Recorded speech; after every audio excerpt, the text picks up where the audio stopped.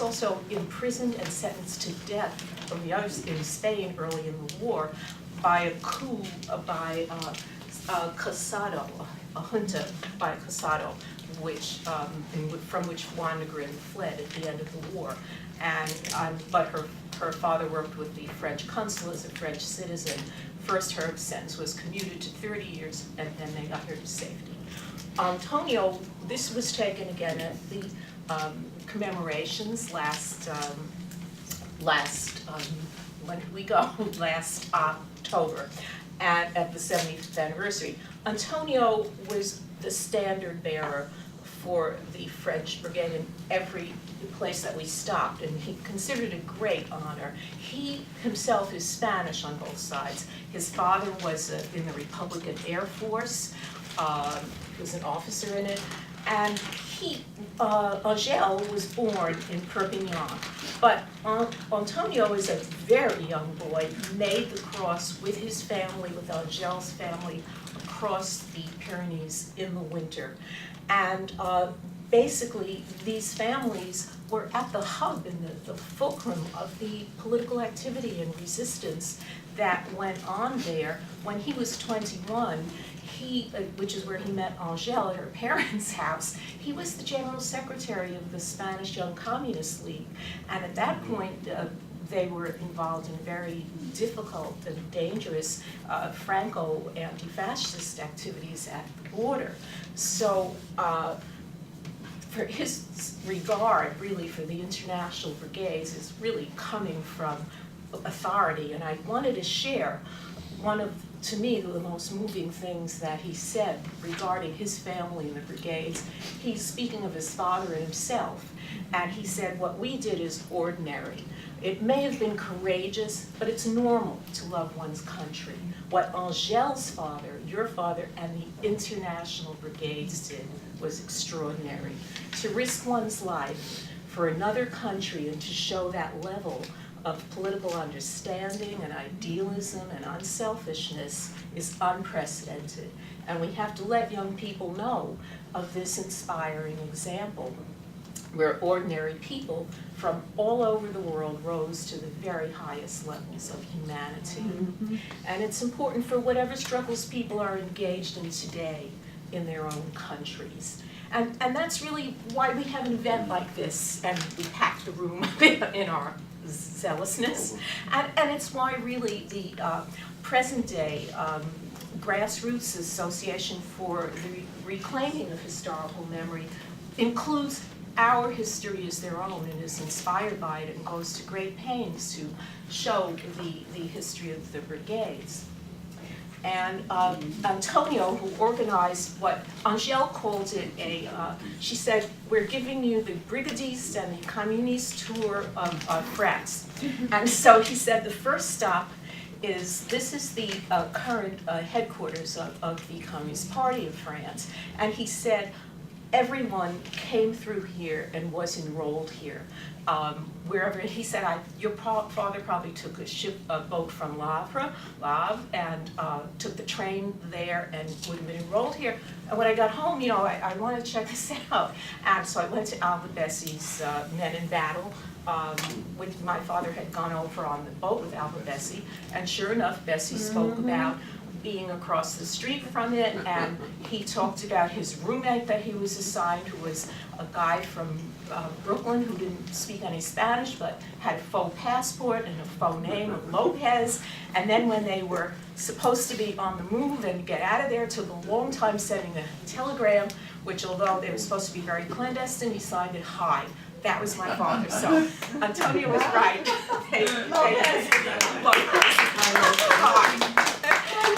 And they did stop through there. And if this building looks familiar, it was actually designed by the same person who assisted Le Corbusier in designing the United Nations.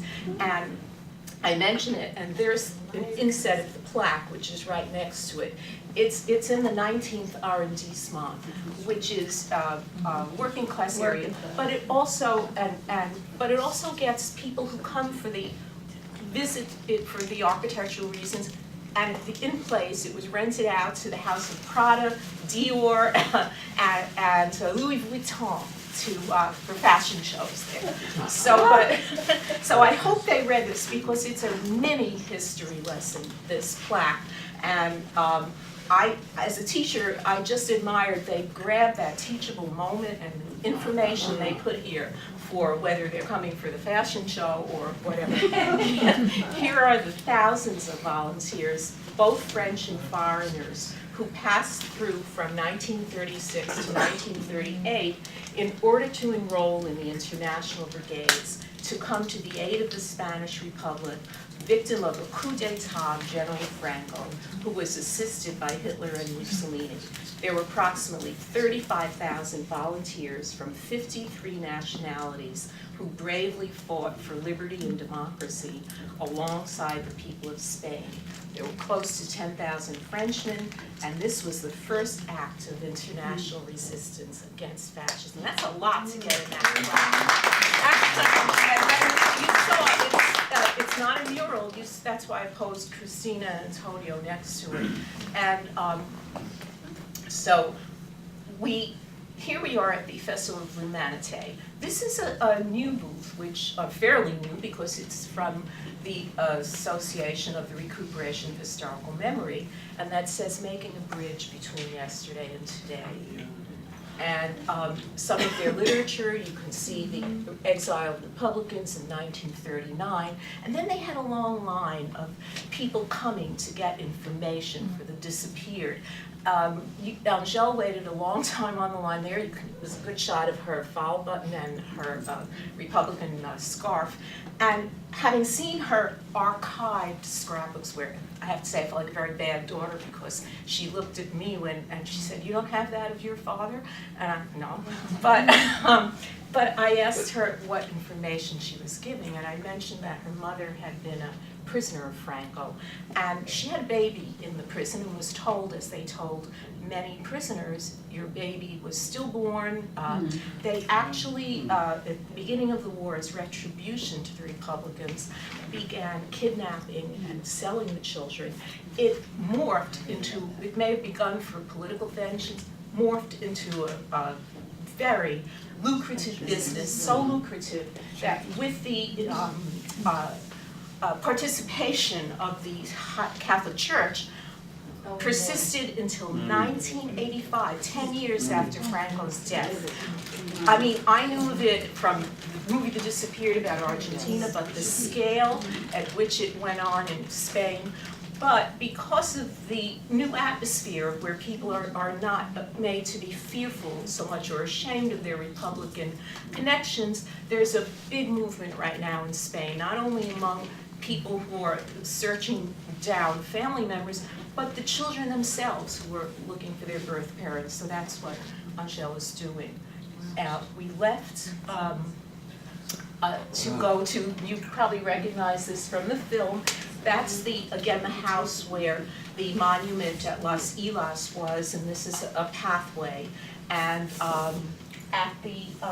this was actually on the house. They got permission in 1990 from people still living in the house to honor the people. It says, through this place passed those Spanish hunted by the international fascist aggressors. And these are the names of the president and leaders of the various regions of the Republic. And it says France gave them the right of asylum. So I just wanted to revisit that.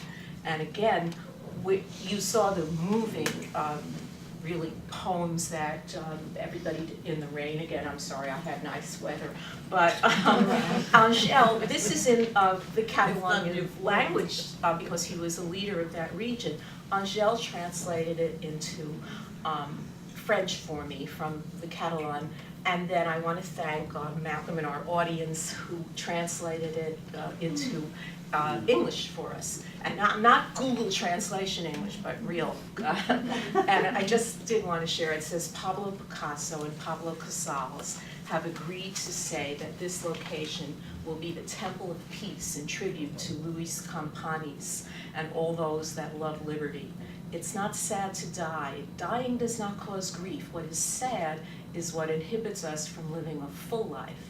Living a full life would lead to a peaceful death, and here he died like it is work to be completed. So thank you for good translation. And next to it was the stone that said, "You changed your state, but not your nation," carved into it. So at this point, they took me to places that really we diverged from what the IBMT went to. This was a cemetery, the Spanish cemetery for those who died in the concentration camp of Argel on the beach. It was one of 22 concentration camps that the 500,000 exiles were put in. And it was actually at Argel that they did make the decision that those who could escape would join French resistance and continue the fight. And in the next scene, this was the flag at the bottom. But what struck me, at first I did not know where we were going. Remember that language barrier there. But you saw the most glorious blue skies, a beach community, and yet it was the site of what Robert Capa called this hell on the beach, because in this concentration camp, the Spanish exiles were penned in without shelter in the middle of winter. No cooking facilities, no latrines, no drinking water, and of course when disease ran rampant through it, no medical facilities either. I want to show you the next slide. Oh, okay, in the close-up of it, you know, just the dead at Argel, and these are the names that are known because it also says "and all the unknown." But Antonio pointed out to me, he said, look, there are not only Spanish names here. Look, there's Schaefer, Schmidt, I can't pronounce this, Meshkowski, Reinhardt, Goldberg. But the point is that the exiles were not only the Republican Spanish exiles, those people in the International Brigade who came from Germany and other countries that had fallen to the fascists, they were exiles too. Those who escaped were in the French resistance. These are the dead from Argel. This is the tree in memory of the children who died in Argel. And in the next slide, it says 70 children under the age of 10 died in the camp. And of course, they're considered children under the age of 10, so we're not even talking about others. And our final stop, and where I kind of want to leave you, is we went to, and this is not a special cemetery for the international brigades or the exiles, it's a Catholic cemetery in Spain. But the person who rests here is one of Spain's probably foremost poets. He's not that as well known here as Garcia Lorca. His name is Antonio Machado. But he actually wrote a poem for the death of his friend Garcia Lorca, where he described the murder.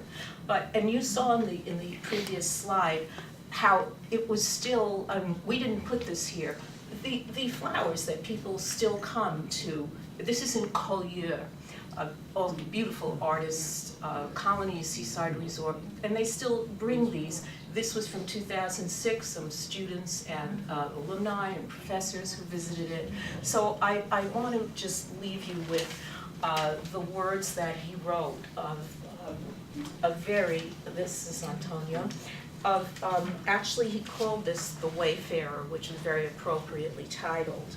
And he spoke about the poet who died far from home and he lies beneath the dust of a neighboring land. But as he walked, he said, "Traveler, there is no path. Wayfarer, the only way is your footsteps. There is no other way. You make the way by walking, and as you go, you make the way. And stopping to look behind you, you see a path your feet will never travel again. You make the way." And the international brigades and the Republican exiles, they made a unique way in history as they crossed over the Pyrenees.